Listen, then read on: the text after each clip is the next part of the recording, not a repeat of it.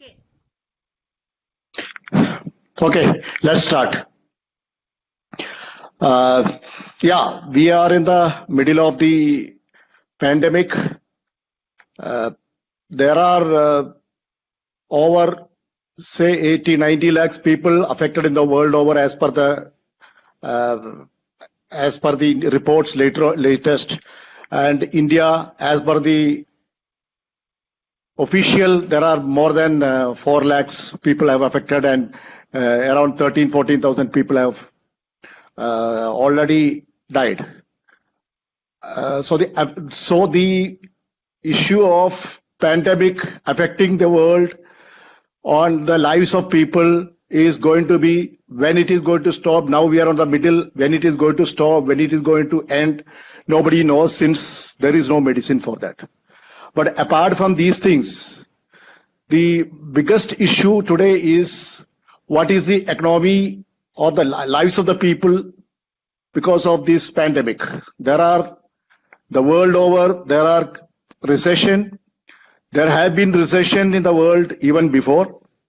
And India has the slowest growth of economy in the last year. And in addition to all this, we had a lockdown which went without any planning. We had a lockdown which affected the millions of people, especially the migrants and the working people and the farmers and the people who are actually affected badly. We have no actually solution by the governments to solve this problem. Now the whole problem is the economy is in distress, people are in distress, and the factories are closing down, jobs are losing, people have not getting any salaries in time, or many companies have shut the shops, and many have reduced the salaries. So this is the current economic situation of the country as far as a layman is concerned. Yeah, everybody is concerned what is going to happen tomorrow. Everyone is concerned what is going to happen with the coronavirus, or more than that, what is going to our lives. So this is the issue today we are going to discuss. And okay, I am all the economic situation and this, all kind of charts and all that Professor Chandrasekhar, CP Chandrasekhar will give. I am only requesting CP Chandrasekhar, who is the professor of economics in Jawaharlal Nehru University, is a very acclaimed economist in the world over. He has written many books. He has written many things. He he's an authority on the current economics. He has been associated with Janasamskriti for many times. He has in 1980s he delivered when the IMF loan was taken, when Comrade Yamas Namboodiripad was the main speaker. I remember him when Janasamskriti just started. And quite recently, he did our prestigious AKG Memorial Lecture on the 1997 economic crisis. So surely he is associated with us and is a well-known economist. He has ideas and things on this matter. So Professor Chandrasekhar will speak on this. I welcome Professor CP Chandrasekhar on this Facebook Live, which we have been doing for the last, from the time of the lockdown, when we had a continuously 15, 16 Facebook Live. Now we are, the second phase we are doing now, which is probably on Saturday, Sundays we are keeping it. We have touched many issues. But yes, the issue of economics is one of the most important. That's why we have taken the time of Professor Chandrasekhar and taken his time to do this today. We have with us Vijoo Krishnan. Vijoo Krishnan is has been the JNU, the chairman of JNU Students Union once, and he's an activist, especially among the farmers. So he is quite aware of what is happening in the farm sector. He, in fact, delivered a Facebook Live on during this period, especially on the farm sector play. Now, I welcome Vijoo Krishnan, who will moderate the entire discussion. The the viewers can ask questions on chat box, and Vijoo Krishnan will take down and moderate and talk to CP, and we will fix around 35 to 40 minutes on CP's or more, whatever he wants on this. Then we will have the discussion. Janasamskriti President Shashi Kumar and Vice President Prasanna is also here, and I am welcoming all Facebook people, viewers on the Facebook. And now I request Professor CP Chandrasekhar to start. Thank you.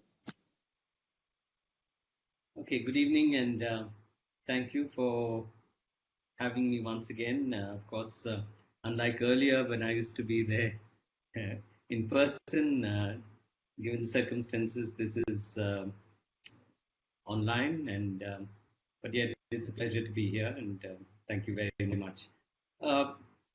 Well, we do know that one of the issues which confronts all countries in the world, or has been confronting all countries in the world, is the fact that you have not merely the difficulty of dealing with a pandemic, and which has got features of a medical emergency, but there appears to be elements of a trade-off that, in the sense that certain actions which are taken to address the pandemic have extremely adverse implications from the point of view not just of the economy, but from the point of view of people's livelihoods and lives.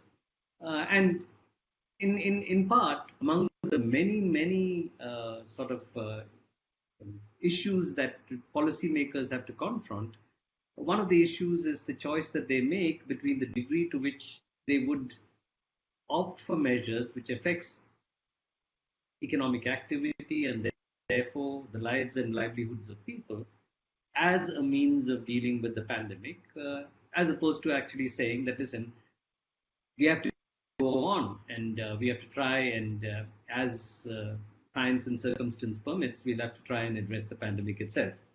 Now, we also know that India was a case in which very early into the action, not the knowledge of or the detection of the pandemic, which happened much earlier, but very early into the action taken by the central government in particular, we actually had a situation in which the choice which was made was not merely for the center to use a version of the Disaster Management Act to take upon itself the powers to be able to impose across the country within a quasi-federal system of the kind that we have a set of rules, but to use that power to impose an extremely strict lockdown around you'd recall 24th, 25th of March, which lasted in its most intense forms almost right up to for a period of more than 2 months.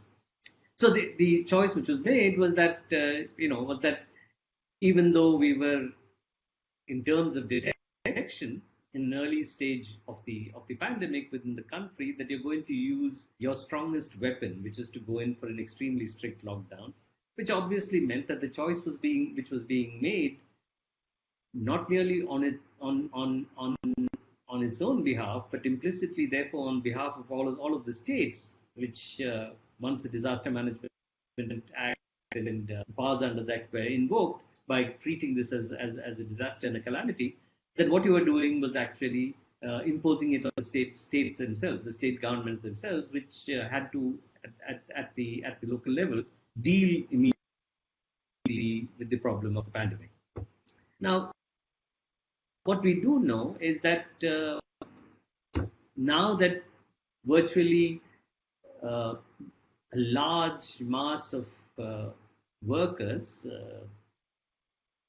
who are involved in precarious and casual work force themselves to go back to their homes in a context in which not merely were they being threatened by the virus, but they were in a situation in which they neither had work and earnings, nor in many cases could retain the places they could stay in order to be able to undertake the economic activity that they were undertaking, that they forced themselves at the cost of much suffering and a significant loss of lives, which was outside of the direct effects of the virus itself, forced themselves to go back.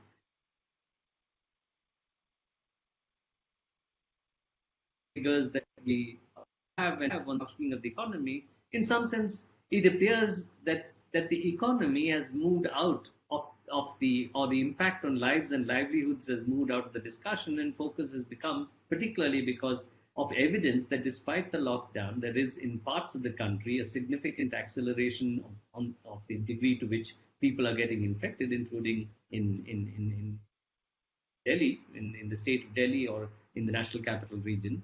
That this has gone off in some sense of the discussion. I mean, it's moved out of the discussion. However, I think it's useful to go back to this because, in part, that if one can think of weaknesses or failures or more than significant acts of omission and commission which have been proved adverse from the point of view of the pandemic, that is also reflected in a parallel form in what has been happening about the way in which the Indian state has dealt with the problem of the economy, or as I said, not merely just the economy, but of the lives and livelihoods of people. The matter is that we are in a situation in which, as I said, it's unlikely that you're going to get too much information in the coming months or in the foreseeable future. But it's very clear that what we are seeing is a significant reduction in the level of economic activity, not merely because of the fear of the pandemic, but because of the sort of set of forces which have been triggered by the actions that the government took or the government did not take in the period between the coming of the pandemic to the country, the acknowledgement that this was a pandemic which needed serious action, and of course the imposition of the lockdown and subsequently what has happened. Now, the effects are very obvious. We don't need to bother about figures like GDP and index of industrial production. We know that there's been a significant and sudden stop in economic activity, which has lasted for a considerable period of time, with significant effects on the lives and livelihoods of people. Even where economic activity could to a certain extent proceed, as in the farm sector, because the harvest could take place, that this is the degree to which this has happened in a fashion which is even remotely acceptable has been in few states, particularly in the wheat producing states. Even there, we know that the way in which, despite significant procurement, because of the significant and the large crop of production that we've had, we know that prices have come down. And of course, in crops other than in the principal crops, we know that there's been a significant adverse impact on the earnings which farmers and therefore others dependent on agriculture have been able to get. So it's a loss of jobs and livelihood not merely in the sectors which were immediately impacted by the pandemic, sectors like travel, tourism, certain kinds of services where there is necessity of the service provider to be near the consumer of the service. I mean, barbers, salons, whatever you might call it, that in all activity which required the coming together of people at a location, or even sporting activities, entertainment and in the industry and so on. We've seen, we know that those were the sectors which were immediately affected, but the effect has gone far beyond that, and we've actually had a significant loss of employment. The CMIE, which is the only source we have, even though that's a private sector provider of evidence, I think estimates that unemployment had gone up from something like 8%, the unemployment rate had gone up from something like 8% before the effects of the lockdown began to assert itself to well above, to about a quarter of the workforce, to 23%, I think was their last estimate, which was there. So there's a huge loss in lives and livelihoods. Now the thing is, if you have a crisis of this kind, obviously it is a complex issue from the point of view of policymaker. Why is it a complex issue? Because of the fact that what you have here is a simultaneous occurrence of two kinds of crisis. One, of course, is a significant supply shutdown. One, certain activities which cannot continue to function the way they were. But two, because of the fact that the state decides to intervene in a fashion to deal with the pandemic, which actually shuts down production and supply. And India took a severe form of that kind of a response. The Indian government took a severe form of the response. So you have a supply shock, a sudden stop in economic activity. But you also have, because of that sudden stop, but also because of the fact of the direct effects, the direct consequences of the pandemic, you have a situation in which the loss of earnings, the loss of livelihoods and earnings results in a situation where there is a significant demand shock. There's a significant compression demand, because people don't have the money to buy. Even those who have the money to buy cannot go out there and engage in activities which they used to engage in, and therefore you have a simultaneous operation of both a demand and a supply shock. Now the thing is, this is a peculiar situation, because normally if you take conventional capitalist crisis, essentially occurs because of overproduction, because of crisis of overproduction, because of the fact that there is a significant shortfall in demand for multiple reasons. People don't have the incomes to be able to consume or to effectively demand the commodities which the system can produce, and therefore you enter into a recession, and that recession, under very specific circumstances, can become a depression itself. And what you then need to do is to have a government which comes and, in counter-cyclical fashion, injects demand into the system by undertaking large expenditure in order to pull the system out of the crisis. That is, private players cannot spend, whether they be households or firms, but the government can spend or must spend. And when it spends, it actually revives the economy by infusing demand, creating employment, triggering multiplier effects of those who get those jobs, and therefore pulling the economy out of the recession. But we have here, the problem is that even if the government is going to spend, it could be argued that, listen, you have a problem out there, because if the government goes and spends and you have simultaneously a supply shock, a sudden stop in economic activity, then what you're going to have is not a revival of economic activity. You're just going to have a lot of money coming into the system with no goods or inadequate goods being produced, and that would actually, it is argued, result in inflation. So you can't have that conventional kind of response to a capitalist crisis in a situation of this kind, where you have a supply side shock. It's not that otherwise you don't have supply side shocks in capitalist economy. The common supply side shock that we have in an economy like ours, for example, is you can have a bad monsoon year, or a terrible monsoon year. You can have a significant shortfall in agricultural production. There's a shortfall in supply of agricultural commodities and food items, and then have a shock. But the feature of that shock is, one, that it's possible that these shocks tend to be concentrated in particular countries and within countries in particular regions, not evenly spread out across the country. And two, it doesn't destroy international trade. So you can address the supply side shock if you have the resources, or if you can find the support from outside, by actually moving, let's say, grain from places where it's available to where it's not, because of floods, bad monsoon, whatever it may be, or importing from abroad and actually putting it there. But in a situation of this kind, it could be argued that that's not possible, because transportation, everything is shut down, international trade is shut down, so you're not able to address the supply side shock. Now, having said that, that does not mean that the government isn't or shouldn't, or not must actually undertake significant expenditure, for a number of reasons. The first, of course, is reasons to do with the nature of the crisis itself.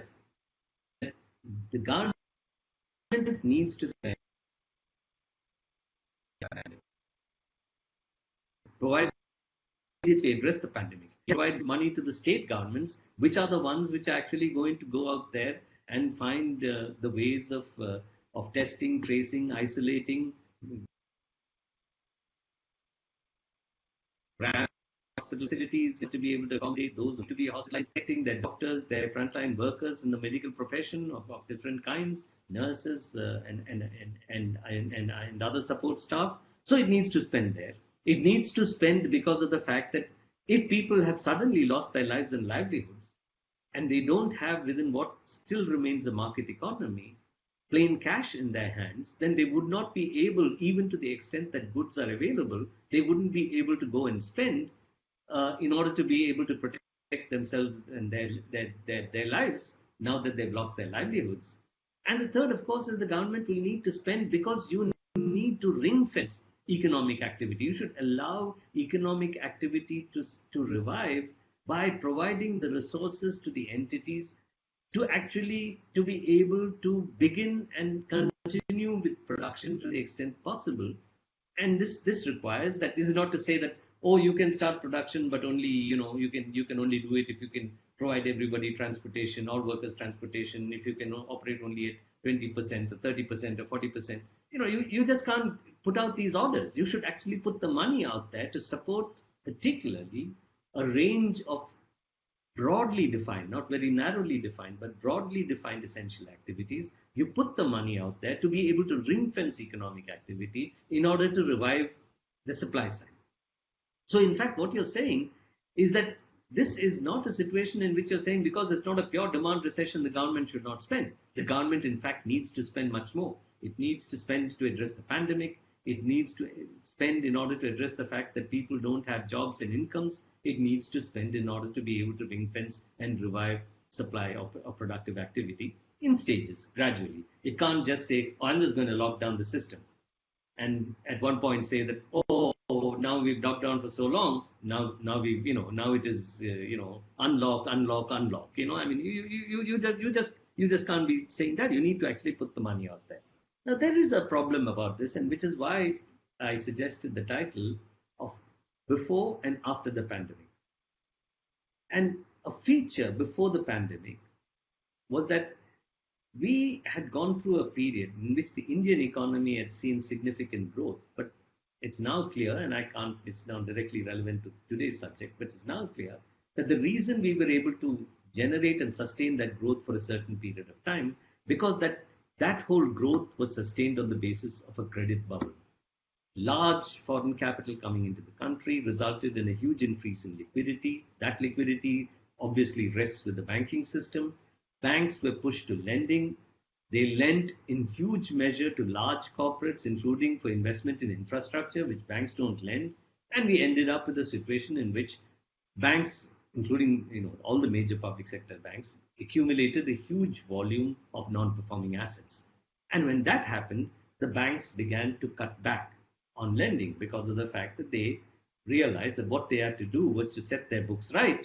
And they're going to try and do that by only, doing the safe things, maybe investing in government bonds, lending to prime borrowers, and not really going out and lending in the fashion in which they did, both to sustain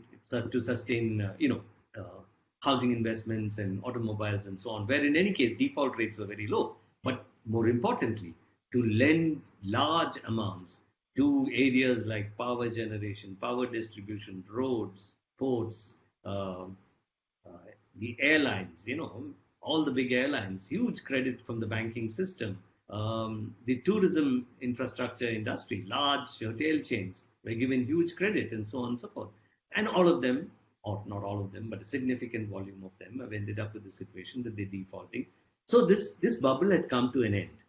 And when this bubble came to an end, obviously, what you needed to do was really, at that point of time, that the government had to come in and say that, okay, we can't run on a system in which, debt-financed private expenditure sustains a boom.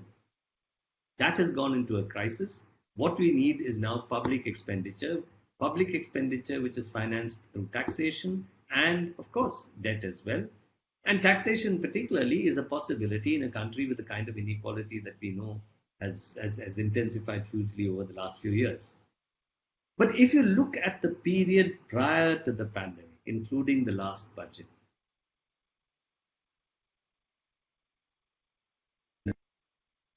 figure. What you actually had is a government, one, not being willing to spend, to actually registering declines in the share of expenditure, central expenditure to GDP, but more importantly, responding to the crisis as happened in September last year by giving the corporate sector huge tax concessions, something like 146,000 crores worth of corporate tax concessions, which have resulted in a huge fall in direct taxes. I could give you some of the numbers if you want. So you actually, instead of actually, trying to mobilize resources to spend to deal with that crisis, what you were trying to do was to give more money to the private sector, which in any case had taken a huge amount of money from the banking system, from Ireland FS, which went into a crisis, from IDBI and State Bank of India and so on and so forth. And you go and give them money saying that, we know that you're not investing because of the fact that there's no demand, because of the fact that that the banks are now unwilling to lend the way they lend and sustain credit financed expenditure, but they still take this money. What do you do? You take the money and fatten your profits, but you're not going to invest because there's no demand out there. So before the pandemic itself, what we saw that this was a government which seemed to be trapped in a logic of economic decision making, in which two things featured. First, that there were certain rules of thumb which they had made into virtually the law of economic policy making. That you don't spend too much, that you must fundamentally favor the private sector. You must go in, if you want to spend, you have to go in for a large amount of privatization, etc., etc. You basically don't take on the responsibility of state financed spending, where the financing comes from taxation and a certain amount of public borrowing. And instead, what you end up doing is you go and and curtail expenditure, and you curtail expenditure even more because of the fact that you're going to give these concessions. On top of that, in a situation where the economy was already losing steam because of the crisis in agriculture, because of the end of the credit fuel boom, and because of the fact that you were not willing to act in counter-cyclical fashion, what you actually had was a government deciding to do two things. One, it decided to go in for that crazy demonetization exercise, which damaged the economy not merely at the point of time when it was done for a few months, but had effects which in part lasted for much longer. And secondly, it decided to hastily implement what was a completely misplaced taxation policy measure, which was to opt for the goods and services tax. And we know now, it's been more than 2 years, it's going to be 3 years, and we know that this goods and services tax is a complete disaster. It was not, because you can't after 3 years say, oh, there are problems in implementation. If there are problems in implementation after 3 years, then obviously there's something fundamentally wrong with the policy itself. So you actually damage yourself hugely further by demonetization and by GST, and you are sitting on a damaged economy which you're unwilling to repair because of the fact that you're operating with a set of principles with regard to economic policy making, which basically wants to favor the private sector, which wants to rely on privatization, which wants to rely on taking funds from the RBI, which you can only do for that period. And that's the way you want to function. So therefore, we know now that whether you look at the industrial production figures, whether you look at the GDP for the quarter ending March 30th, 2020, which was well before, only 5 days of the lockdown were there, we know that the Indian economy was plunging downhill and was in a state of crisis, and it's in a crisis which was partly created by the nature of the strategy itself, which was a credit finance growth strategy, riding on a credit bubble. But more importantly, it was something which was based on a government which was unwilling to take the measures, or not unwilling, but actually thought that it shouldn't take these measures. And part of the reason I think that you don't take those measures is because of the fact that you think that your political legitimacy doesn't come from economic policy making. Your political legitimacy comes from certain social and other kinds of policies that you adopt, the resort to certain kinds of divisive policies. therefore you're not looking to economics legitimacy, and therefore you intensify, you worsen an already bad situation, which the fundamental growth trajectory under neoliberalism had put this economy onto. Now, why does all this pre-pandemic matter? Now, the point is, it matters because, fine, this is where we were, and we needed to do something about that. Get the government to change and address these, to actually to come to terms with the crisis that it was sitting on and in significant measure intensifying when the pandemic came. And as I said, the pandemic was something which required a huge step up in spending, not merely to deal with the kind of problem that you needed to deal with, let us say, on March 25th. It was, you needed hugely because of the fact that you needed to deal with the pandemic and its consequences.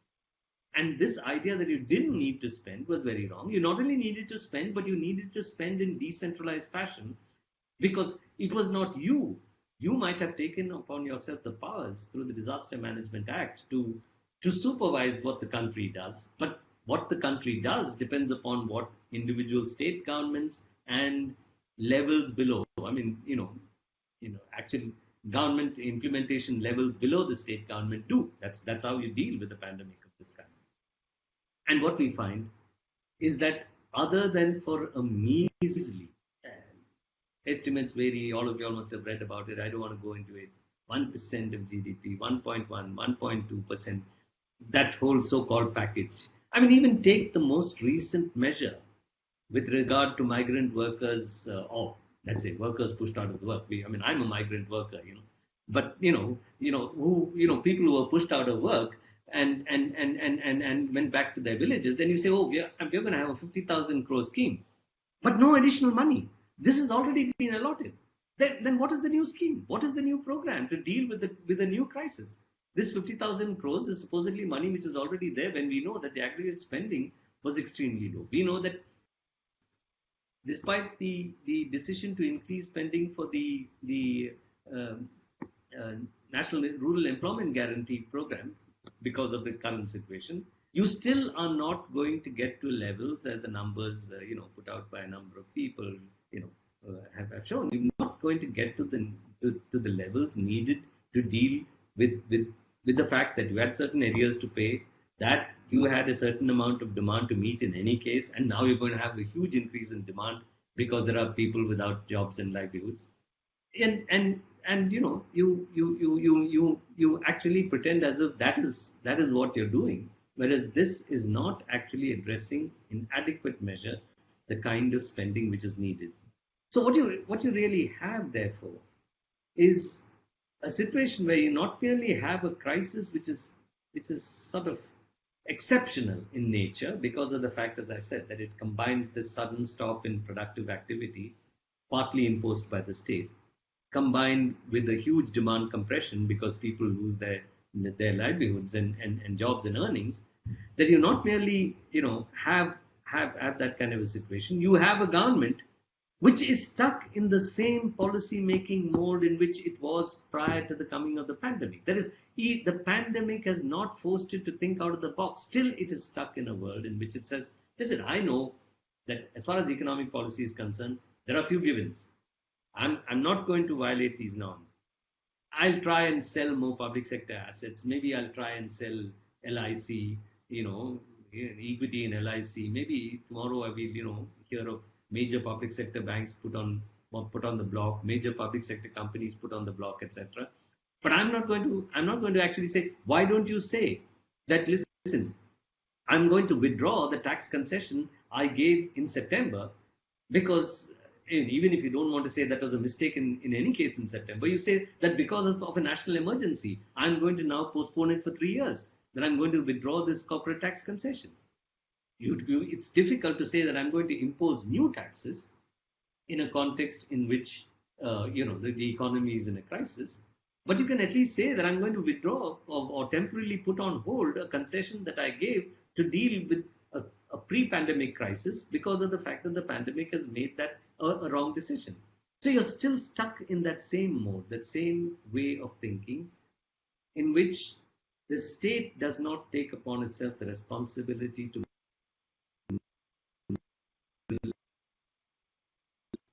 necessary in the short run.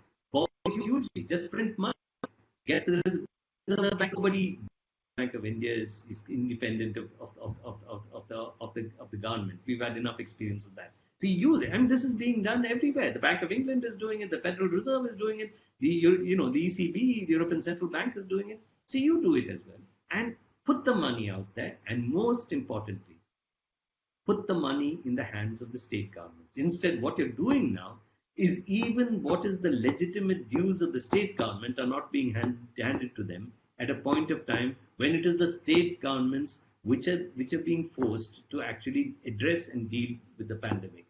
So therefore, they are front-loading their annual borrowing. And a state like Kerala, which made an estimate that it needed 20,000 crores to address it, and it should know because it's addressed the Nipah virus and so on, actually finds that when it goes to the market to borrow, it has to pay interest rates which are close to 90%. So you squeeze the states at a point of time when actually you should be mobilizing the money and putting it into their hands, because what is required is a huge effort to, on multiple levels, create an environment in which you can both address the supply side shock as well as the demand side compression, even while dealing with the medical emergency, while we wait for the coming of a time when hopefully either the virus sort of, loses its momentum and or there's a vaccine or whatever it may be. But we know that that's uncertain. We don't know when that's going to happen. Meanwhile, it's only the state which should act. The state governments are acting, but the center, by choosing, even though it has taken upon itself all of the powers, is actually choosing not to provide the wherewithal to the states.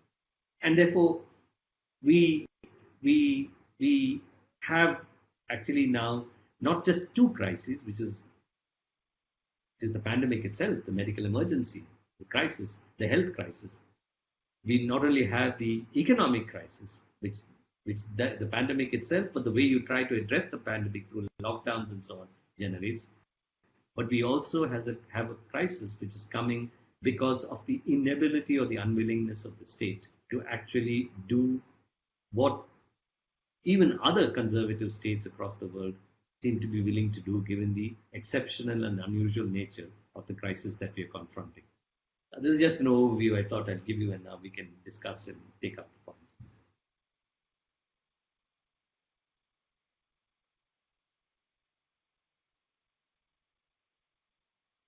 Thank you, Professor CPC. As always, simple and with great clarity, you have brought out the situation of the economy before the pandemic as well as after the pandemic.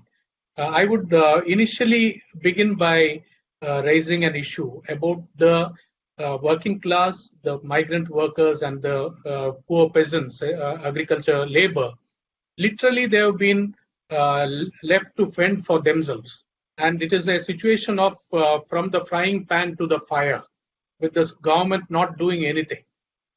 In such a situation, there is income losses for all sections. And you have rightly mentioned about the, on one hand, the policies have led to the supply shock and also the demand constraints. So naturally, one would think about some kind of an income support to tide over this crisis. That would lead to some purchasing power.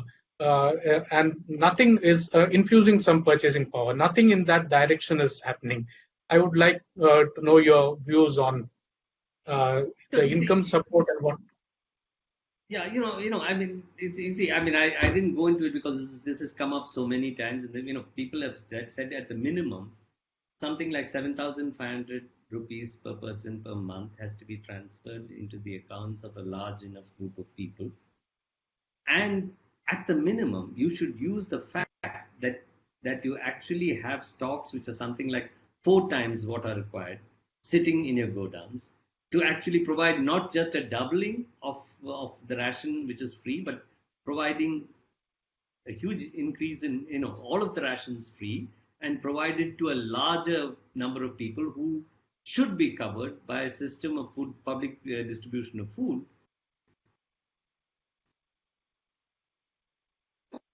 National Security Act. So you need transfers in cash, you need transfers in kind in the form of food, and you also need transfers which must go to small and medium businesses in order to be able to protect them such that they can revive activity. Because if you actually put them into a situation of the kind that many of them are, by the time, if at all, we get out of this crisis, at the time when they're getting out of the crisis, they are not going to be in a position to come back because they would have been completely damaged. So you also need transfers to have occurred through means. But here the reliance has only been on saying that, okay, go to the bank and take credit. We have told the banks that they can give you credit at, in some cases, in a few cases, in a certain small proportion, you've said that there's interest subvention, we'll reduce the interest rate. But in all of the cases, essentially you're saying, there's this whole thing. You got money in your Provident Fund account, which you would have got later, you can go and take your own money. If anyway we were supposed to give farmers 2,000 rupees after some point of time, we'll give it to them now, and that's considered giving them money. No, that's their money. They would have got it in any case. So you needed actually income support, cash form. You needed support. Yeah. Sorry. You also mentioned about the taxation issue and how huge concessions given to the defaulters, and including people like Malia and Choksi and others. While on the other hand, you find that globally the crude oil prices are at the lowest. Probably the government could use it to to address this present situation. But you find there's also an increase in excise duty and absolutely. So how do you? Basically, their idea is that what they want to rely on is indirect taxes. They don't want to rely too much on direct taxes, and in that, wherever they find, even in a period of crisis, that they can. So it basically says that, listen, if there's something which would have benefited the populace at large because of international shifts like collapse in oil prices, you don't transfer that benefit. You take the benefit for yourself in order to be able to sustain your expenditure, and you basically, therefore, what is the implication of that? Oil is a universal intermediate. It enters into transportation costs. It enters into the production costs of a whole range of commodities. So it's putting that tax is like putting a salt tax. It's putting a tax on the people at large. So instead of taking a progressive direct tax effort, you actually go in for these kinds of indirect taxes, which reflects the same mentality that there are some givens.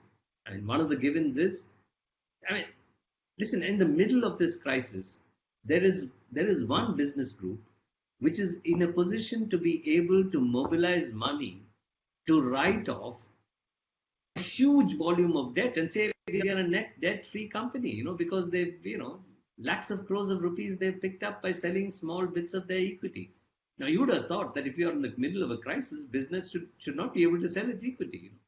So obviously, there's a belief that some people are not going to be hit. Yeah.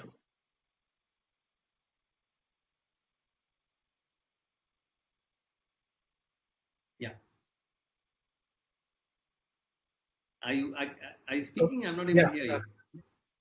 Yes, in between there's some bit of the so-called captains of industry who are unwilling to give away any of their concessions or contribute to address the crisis. Today are talking about a 12-hour working day, extending time to 12 hours. And the government also is bringing in legislations in the same direction, whether it is the BJP, the Congress, or the regional parties. They are going along the same line, with the only exception being Kerala, which has very clearly said that there would be no tampering with the rights of the laborers. So this is something which 1886 was the Haymarket incident, and that was giving with the slogan 8 hours of work and 8 hours of leisure and no cut in pay. Now you are having this kind of a demand. How do you see the situation?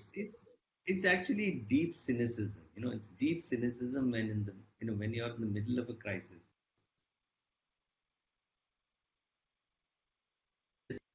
you decide that you're going to,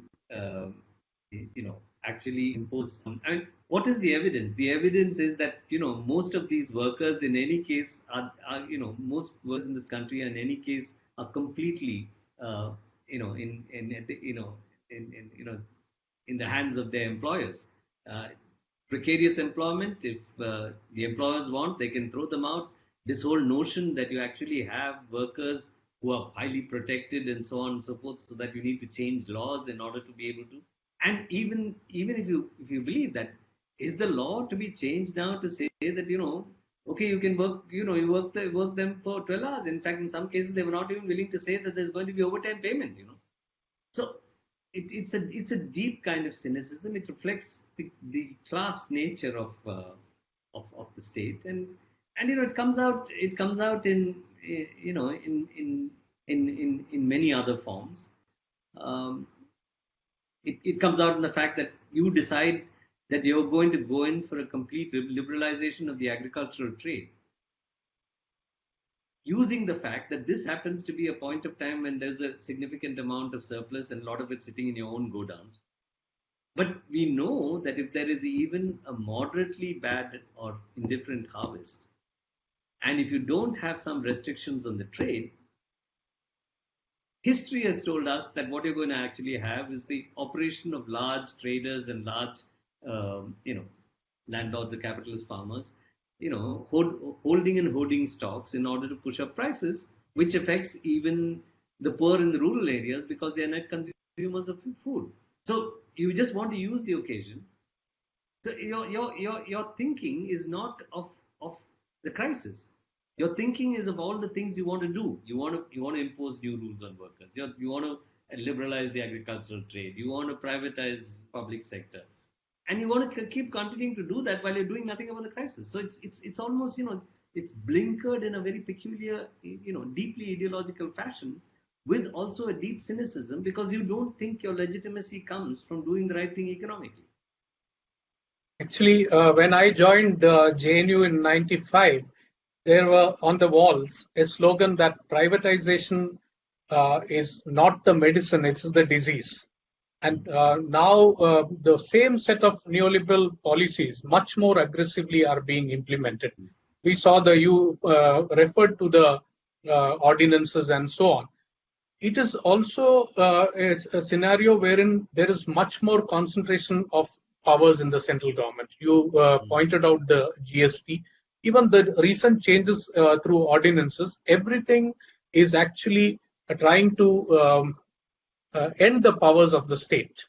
Yeah, absolutely. Usually we have had in late 70s and early 80s a resistance put up by the states. Unfortunately, except with a lone exception, and often at times by states like Delhi, some noises are made. This has not been addressed. How do you see this scenario? No, I think okay, if there's one thing which has come out in recent times, it is there's the sort of mismatch between the rhetoric and the action, or where the rhetoric is actually a way of concealing what you're actually doing. So you talk about cooperative federalism, you invent all these new terms, but what you're doing is you're squeezing the states hugely. I mean, you're squeezing them at a point of time when they are the ones which are crucial. The state governments are the ones that are crucial from the point of view of addressing the pandemic. And it's precisely at that point of time that you're intensifying the squeeze. Okay, you can say that anyway you were squeezing them because you're a centralizer and so on. But this is an exceptional situation. At least hold back, relax. But what you do is you intensify the squeeze. You use the opportunity to to push an agenda where you actually want to centralize powers, but you want to centralize powers without taking the responsibility. So if there is if there is a failure to be able to control the rate of growth of infection, that's a state government's problem. It doesn't become the central government. The central government problem is to how do you monitor the state and ensure that they do what they do without giving them any money.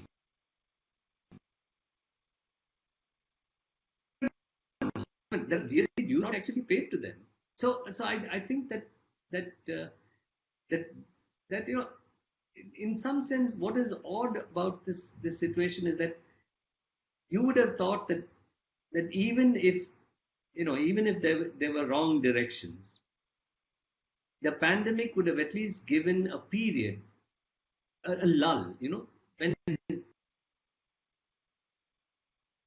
they will hold back. But in one front, what you see is it is intensifying those wrong, the movement in those wrong directions, rather than saying, okay, this is an unusual, exceptional situation. Let's hold back for a little while. But you actually use that situation to intend, which is very, which is yeah, it's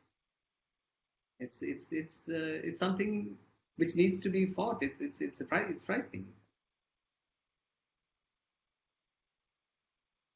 There are few questions by the viewers. One you did raise about the issue of resurrecting the MSMEs and agriculture, the importance of that. It is just a comment by one of them. There is also a question about how unemployment has increased. You did refer to that too. What should be done? How it should be addressed now? That is a question which Tashi has asked. Well, how do you address it? First, of course, you have a massive works program without limits, because we have a law which mandates that anybody who wants work should be given work up to 100 days. Make that 100 days, even 200 days if necessary, and it's their choice. But that's one aspect of it. Firstly, you don't do that in adequate measure. Second, you need to, as I said, you need to actually ensure that you can revive economic activity. And reviving economic activity has got combination of two things. You should be able to, you just can't use only credit and monetary policy. You should be able to spend in order to be able to ring fence, businesses to be able to sustain themselves and revive, so that normal jobs also come. You can't just create employment through the, to the employment guarantee program, because that is difficult employment, and so then you widen, you diversify, you broaden that program, allowing for other kinds of work to come in, of course. But more importantly, you should also work to revive economic activity, particularly in the case of units in the informal sector and in the small and medium industries. And that requires, as I said, it requires not merely saying that you can go to a bank and ask for money, because the bank is not going to just give money to people because somebody has said that you should give them money. They're going to have some rules. There's going to be some logic. So you need to actually undertake a certain amount of spending and transfers yourself. So I think, working to revive economic activity and ring fencing them from the difficulties which arise because of the fact that we are still in the middle of the pandemic. And two, of course, without limits and with a significantly diversified agenda, create jobs under the Guarantee Act, which those who are willing or are forced because of their circumstances to take it up should be able to take it up. There's a question about it is given the lifting of restrictions of lockdown, how much time do you think it would take to correct the supply side issues? And also whether the Niti Aayog, which has no role, in what way it has hurt the planning of a country? Well, firstly, lifting the lockdown, there are two issues involved. One is to say you lift the lockdown, but the point is, during the lockdown period, you generated an environment in which people lost lives, livelihoods, businesses lost huge amounts of money. It's difficult for them to come back. So there is the demand compression continues. Okay, and the government is doing little to address that demand compression. The second thing which is actually happening is that that even though the lockdown is lifted,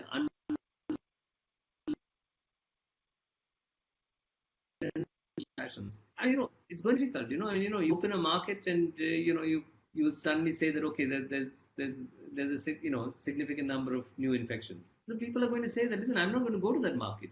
And shops are open, people are not coming. They run for 2-3 hours, then they shut down. They go back home. They're also scared. So it's going to take time, and during that period of time, you should have an agency which is actually working to ensure that these businesses survive, these informal units survive, that people have cash in hand, and so on. And it's going to take time. It's going to take time. It's not that you say that you impose a lockdown. It has its consequences. There's a huge demand compression. There's a supply side shock. You say, oh, I lift the lockdown. Everything's going to come back to normal. No. The job is only begun by lifting the lockdown. You need to do a number of things then for post the lifting of the lockdown for economic activity to revive. Central to which is the activities of state governments and the central government. And for that, the central government should facilitate, including through the provision of adequate resources.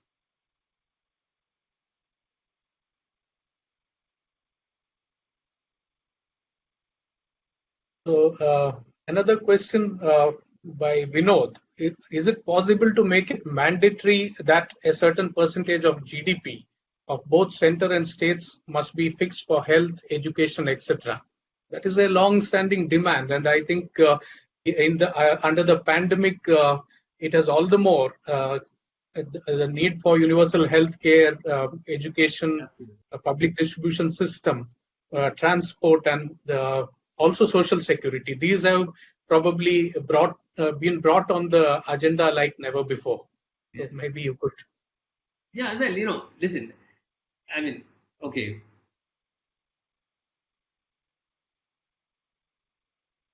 Okay, forget Kerala and India. People say that, you're referring to it. Take a country like Thailand. Amazing public health system. Of course, experience with dealing with the HIV crisis, which affected them. But, there were a bunch of young doctors who were involved in the movement to dislodge the democracy movement, which happened much earlier. And they then, after they came into the profession and became important, pushed for creating a universal healthcare system, including in the rural areas, which also is, extremely well decentralized and so on. And what I hear, or read in the newspapers is that Thailand is now virtually moving back to regular activity. So if you have a public health system, the resilience of the country, even in the context of a pandemic or a shock, is far greater. So there's no question. You need it not merely to deal with pandemics. You need it because of the fact that you need to be a healthy society, and that matters for everything. And we've had enough reports, including the one which was authored quite recently by Srinath Reddy and others in the Planning Commission. Meaning it was an independent committee. And, people have given figures, 4%, 5%, whatever it is of GDP has to be set aside for health. The evidence is clear that you need to do it. The numbers have been worked out. The plans exist. So it's not that you don't know what to do. But, yeah, you need to change many things in order for those kinds of things to work. I think the government intentions were quite clear when the Niti Aayog CEO. Oh yeah, about the Niti Aayog. By the way, I want to say the Niti Aayog is not a planning agency, and I don't know what it does. It's something which spouts the line which the government wants it to spout. And it's like rent a think tank. You want some argument to be made, and you say these experts in this Aayog have said that this is what you should do. So, we have things. The United States is full of think tanks like that. The conservatives have a bunch of think tanks, and they keep producing reports saying what the conservatives want to do. The Democrats have a set of think tanks. Unfortunately, in our country, there aren't very many progressive think tanks, excepting in the NGO sector, not among the leading.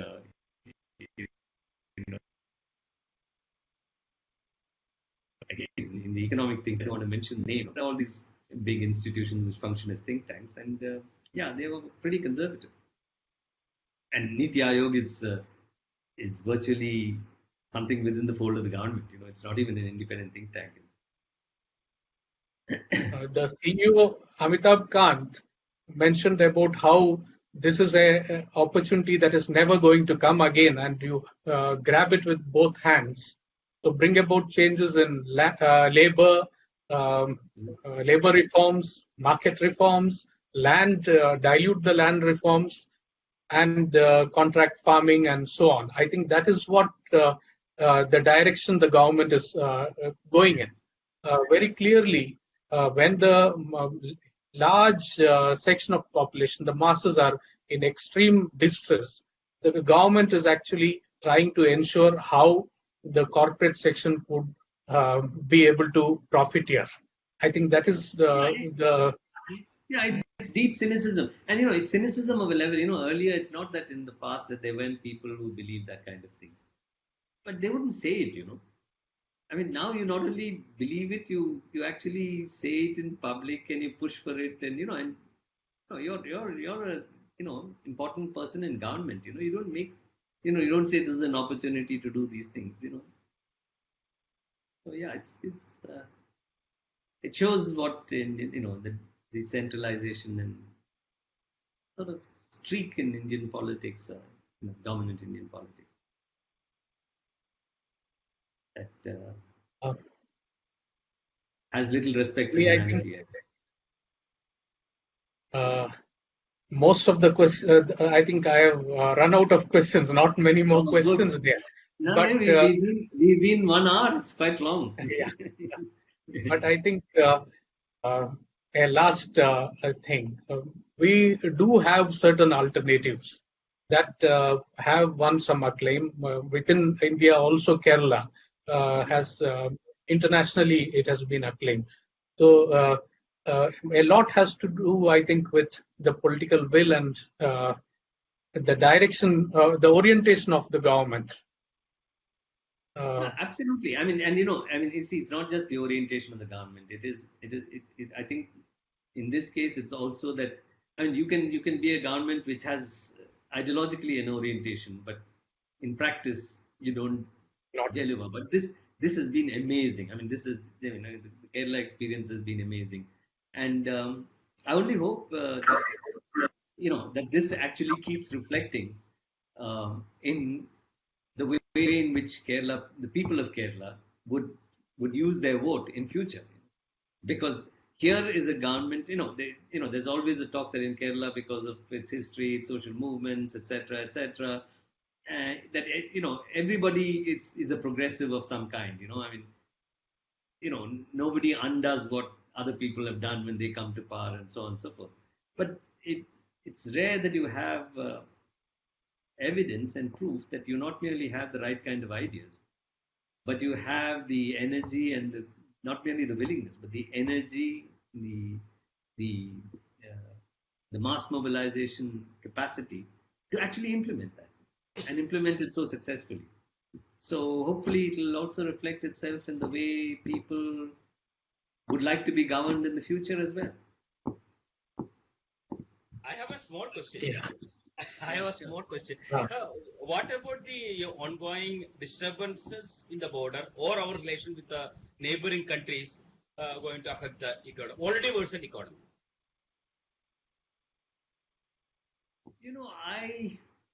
I firstly, I hope this thing gets resolved. This is not the time for whose fault is it? Whose fault? I mean, I'm not a strategic expert, nor do we have evidence to, etc.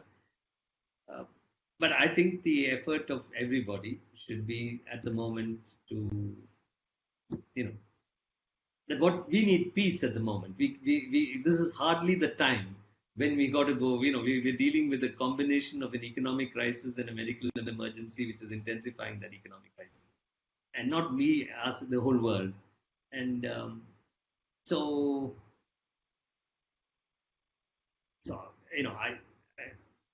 I wouldn't want to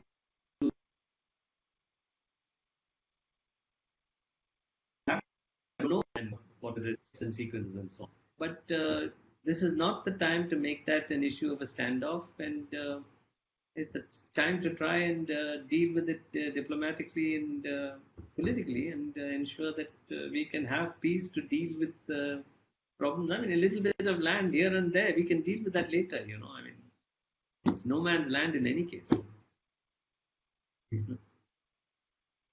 Yeah, I think since you have addressed all the questions, spent more than an hour, now I would just hand over to Shashi to carry on with the remaining formalities. Thank you. Nice listening to you. Yeah, thank you. Thank you, Dr. Vijoo. I mean, it was, you did a wonderful job. And of course, Professor CPC, as Dr. Vijoo said, you put everything in a very, very simple manner, and we all could understand exactly the situation is. And we were all having a lot of doubts when you put it very lightly. And now we know what exactly where we stand. And thank you very much for. Thank you. You are not new to us. It's nice to be with all of you. Again, we will interact again. So thank you for giving time for such a session, and we will continue such sessions in the future too. Thank you very much, CPC.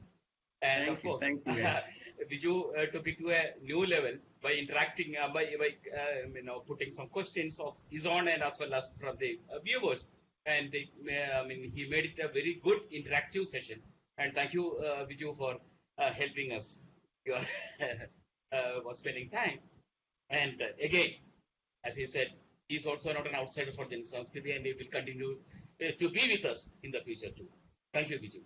And of course, I thank my colleagues, Sri Damodaran and Sri Prasanna, and of course, our viewers. As Damodaran had said, we have been doing this. I think we already done around more than 20 programs of FB Live series, lectures and other events, and we'll be continuing with that. And we expect the same type of support and help from all of you.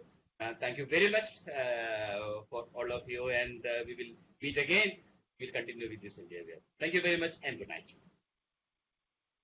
Thank you. Good night. Good night. Thank you.